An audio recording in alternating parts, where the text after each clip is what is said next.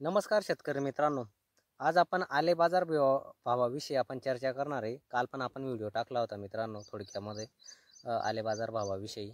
आज आपल्याला सांगली सातारा आणि बेंगलोर साईडचे पण अपडेट घेतलेले मित्रांनो आपण आणि त्याच्यावर चर्चा करणार आहे. आणि फुलंब्री वैजापूर साईड खुलताबाद साईडकडची पण अपडेट आपल्याकडे आज आहे मित्रांनो.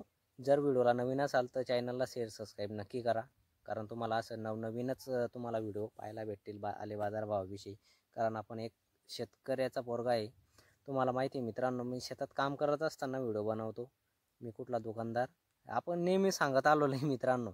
आपण कारण मित्रपरिवारच आपला एवढा आहे. शेतकरी बांधव म्हणजे जे आले आले किंग आहे, सांगली सातारा म्हणा, फुलंब्री म्हणा, वैजापूरमध्ये त्यांच्याशी आपला कॉन्टॅक्ट असतो आणि संपूर्ण अपडेट घेऊनच आपण व्हिडिओ बनवत असतो मित्रांनो. आले बाजार भावाचं जर चर्चा केली तर या 8 दिवसापासून थोडी तेजी म्हणजे चांगलीच तेजी पाहायला भेटते.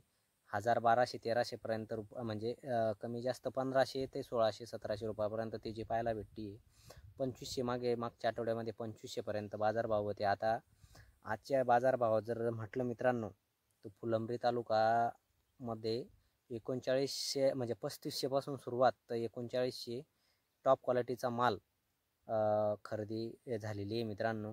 आणि आता आज पण अशी अपडेट आली की 4041 रुपयापर्यंत मागताय, पण शेतकरी देत नाही आहे, अशी पण एक अपडेट आहे. आणि सांगली सातारा तिकडची अशी अपडेट आहे मित्रांनो. सांगली साताऱ्याकडे समजा 5 क्विंटलचं गाडी 17-18-19 पर्यंत 5 क्विंटलचा भाव.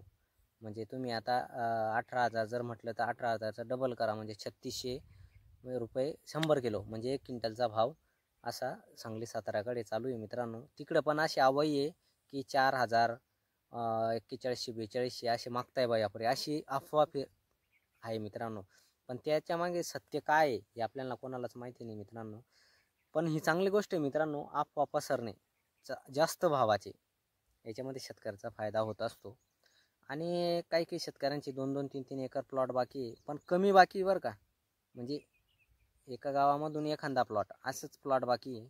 माल आता एवढा शिल्लक नाही आहे मित्रांनो. बेंगलोर साईडचे आपण अपडेट घेतलेले मित्रांनो. यावर्षी पूर्ण 50% आले बेंगलोर साईडचे फंगस, म्हणजे तिकडं आता ते हिंदीमध्ये बोलले माझ्याशी, तर फंगसमुळे म्हणजे बुरशीमुळे म्हणजे सड लागली बा. नवीन प्लॉट पण आणि ते जुने प्लॉट होते त्यांना पण सड लागलेली आहे. त्याच्यामुळे हे भाव मालाची कमतरता आलेली आहे. आणि आता काही शेतकरी म्हणतात की बेंगलोरकडे पाऊस चालू आहे, तर तिकडे 8 दिवसापासून पाऊस नाही आहे मित्रांनो. प्लॉट खणणी चालू आहे मित्रांनो तिकडं. विषय असा नाही का तिकडे प्लॉट बाकी म्हणजे खणणं बाकी चालू नाही प्लॉट खणणे चालू आहे आज पण तिकडं. आणि बेंगलोरचे आपले मित्र शेतकरी आहे त्यांच्याशी बोलणं झालेलं आहे मित्रांनो. येणाऱ्या काळामध्ये कमी जास्त 20-22 दिवस, समजा आजची काय तारीख आहे, आजची 30 जुलै तारीख आहे, तर 30 तारीख म्हणजे 15 ऑगस्टपर्यंत ती जी राहू शकते असं त्या शेतकऱ्याचं म्हणणं होतं.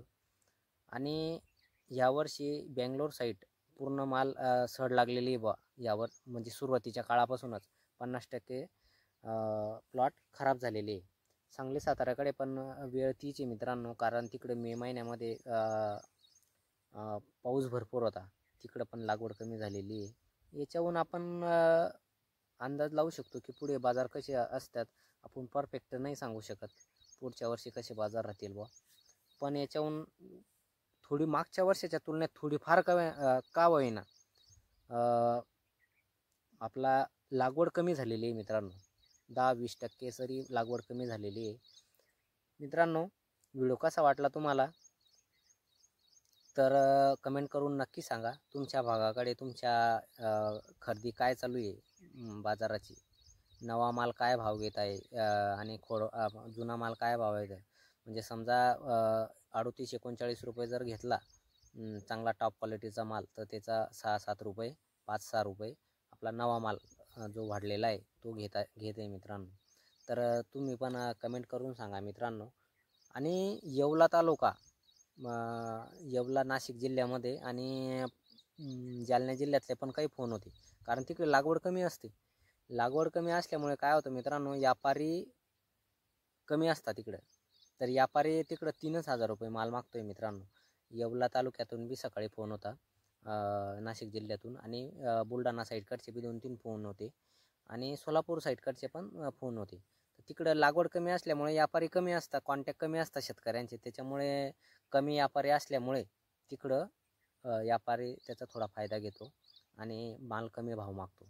तर मित्रांनो, आपला व्हिडिओ कसा वाटला तुम्हाला, तर चॅनलला नवीन असाल तर सबस्क्राईब करून ठेवा. जय जवान जय किसान.